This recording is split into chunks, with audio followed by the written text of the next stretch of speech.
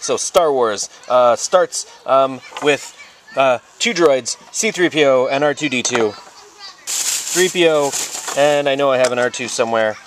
No, I actually don't have an R2. I had to make an R2-D2 out of stuff. Anyway, so 3PO and R2, and he's a mess. He needs therapy. He probably should be on Ritalin.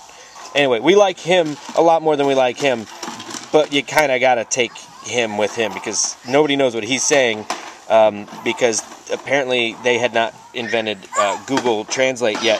So he is the only one who understands what he's saying, and he says good stuff and he just repeats it. So he's useful, kind of. And this is Luke. He's teen angst. It's just all teen angst with him. He's just a mess. He's on the farm with his aunt and uncle. He's sort of an orphan. Nobody really likes Luke Skywalker, not even his aunt and uncle. They died to get away from him. Alright, this is Leia. Leia, she had these guys with her on her spaceship, the Tantive 4, and she put something secret in him, like a flash drive thing. I don't know.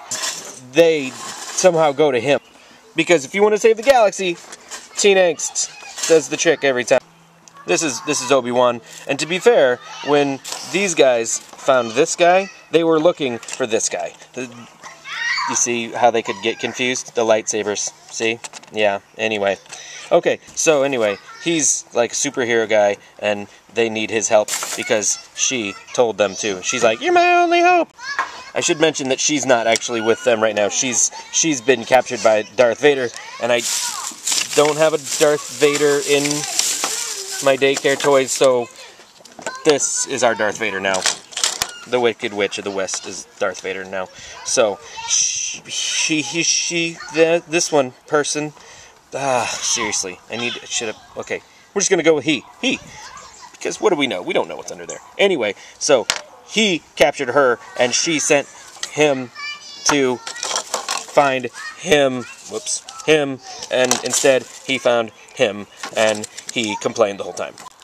So these 4 need to find a way to get to her planet so that they can defeat her, him, it, the thing, and so they need to find a ride to a place called Alderaan. And so they go into this fancy bar because, you know, seriously, when you need help, just go find the alcoholics, because they're, I don't know, they work cheap. Anyway, so they find this guy, Han Solo, Captain of the Millennium Falcon, and I've got to find a better Han Solo that'll lay flat.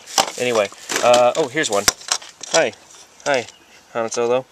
Oh, he doesn't lay flat either, for crying out loud. Anyway, he has a co-pilot, but I don't have Chewbacca like I should, so we're going to use Cookie Monster. What? And, yeah, I know. You guys, this isn't a free show. Go run along. Okay, so, they have this spaceship, and it's super duper fast, and they fly it all over the place for money, because they're mercenaries and smugglers, and as I explained to my son, they are bad guys, but it's a gray area because we like them. This guy, and this guy, and this guy, and this guy go to these guys, and this guy hires him to take all of them to this place called Alderaan so they can rescue her and defeat him. So, but here's the problem. He's kind of a jerk. He doesn't like him. He doesn't like him. He doesn't like him. I don't know if he has an opinion on him, but I'm pretty sure they would get along, but they have to go through him, so that kind of is problematic. Now, this guy, Chewie, we don't really know how he feels about any of them, because he doesn't speak English, and he isn't translating anything, because he's got a goldenrod up his rear end. So now they're in the Millennium Falcon, Han's super duper fast ship, and they're flying through space, and Obi-Wan is teaching Luke how to use the Force, which is, he's Dumbledore, and he's Harry Potter. They're going to Alderaan, and they get there, and then, whoa, there's stuff flying around and crashing, and they say, it's gone, it's been completely blown away.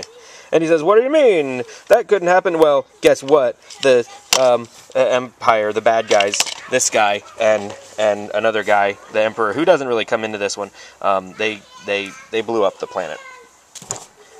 Because they're beeholes. And then they fly in, and whoa, what is that? And they see well, they only see one. They see one TIE fighter that must have been part of a convoy. Okay, so, oh, that's no moon.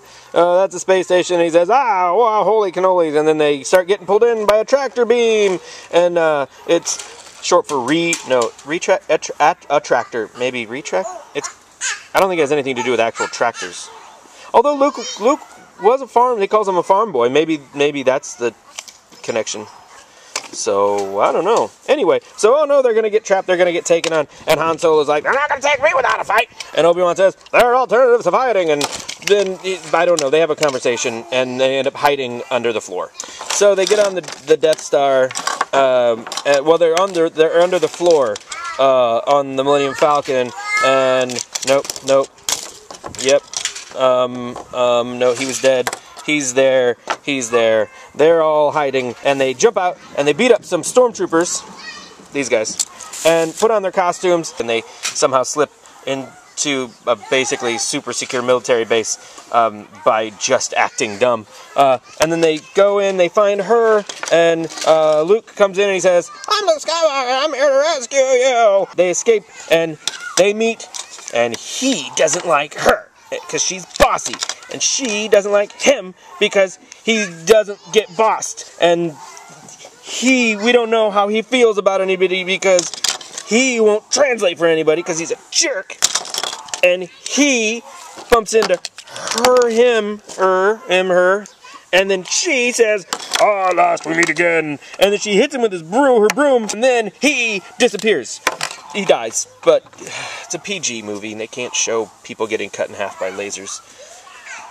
At least not till, like, 1999. So then, he, and she, and him, and him, and him, and him escape from her on board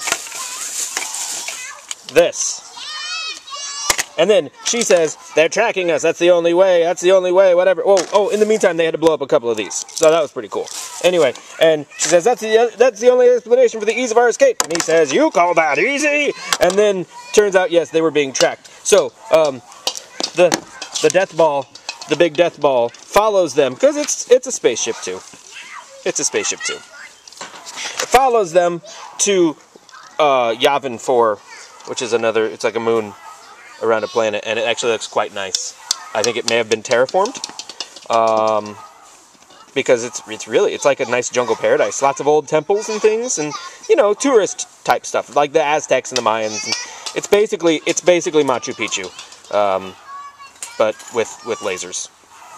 They go to this planet and they take R2-D2 and they say, oh, what's on board? What's inside the robot? And she says, the plans for that base station. And they say, huzzah, we can blow it up now. So anyway, so Luke suddenly I'm a farm boy, and he's not around to vouch for him because he's dead. And she says, I guess, I don't know. He's short. He's short for a stormtrooper. That's all I know about him. And he gets to fly one of these because, sure, yeah, it's just like my Womp Rats T-16s. He's a good pilot. I don't know how they know that because it's not like he flew the Falcon, but he can sure wear that stormtrooper uniform. So sure, here's an X-Wing. Go blow up the Death Star.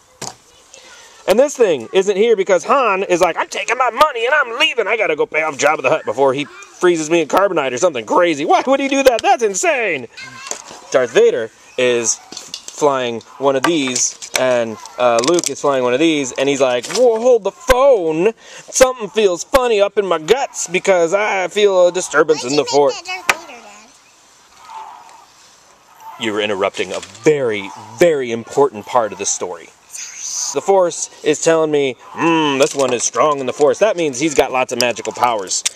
They're flying and they're blowing things up and they're dying, and he's still doing fine, and he's still doing fine. In fact, he has two dudes off on his wingmen are following him through this trench, and they're like, oh, we're gonna blow up Luke, oh! And then he's like, I've got him in my sights, I'm gonna kill this kid. And then, pew, pew, pew, pew, pew, pew, yahoo!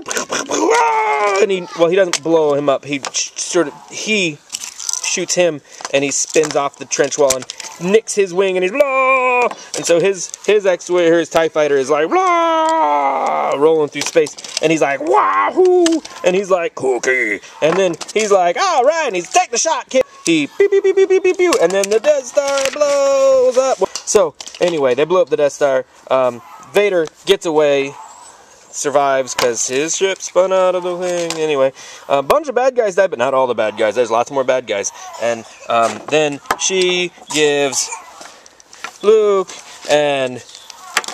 well, Luke and Han get medals, and 3PO is like, I'm here, I was standing and watching, and R2 actually got shot, and so he got fixed up, they fixed him up. And Chewie, he put his life on the line, he was there too, but guess what? He doesn't get a medal because of racism.